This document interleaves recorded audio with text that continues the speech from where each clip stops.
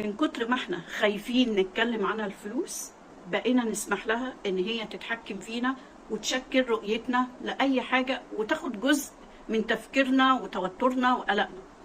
ليه؟ لأن احنا خايفين نقرب من العلاقة دي وكأنها حاجة كده ايه، محظورة، لا ما ينفعش نتكلم فيها، لا عيب، مع انه ده عادي جدا. الفلوس علاقة زي اي علاقة، فمحتاجين نشوف العلاقة دي تفاصيلها ايه، انا بحس ايه وانا بصرف، انا بكون محتاجة ايه فعلا، انا بدور على ايه، الفلوس دي معناها ايه بالنسبة لي، ايه اللي انا فاكراه من طفولتي يخص الفلوس.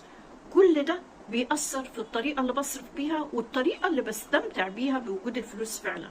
عشان كده في ماني ديسيشن ميرور احنا بنقرب من العلاقة دي ونشوف علاقتنا وقراراتنا بتمشي ازاي وبتطلع من ايه، بتطلع من خوف ولا من احتياج ولا من امان ولا من وضوح.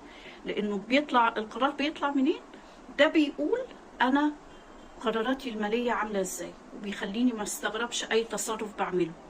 عشان كده بنقول تاني، الفلوس علاقة مش رقم.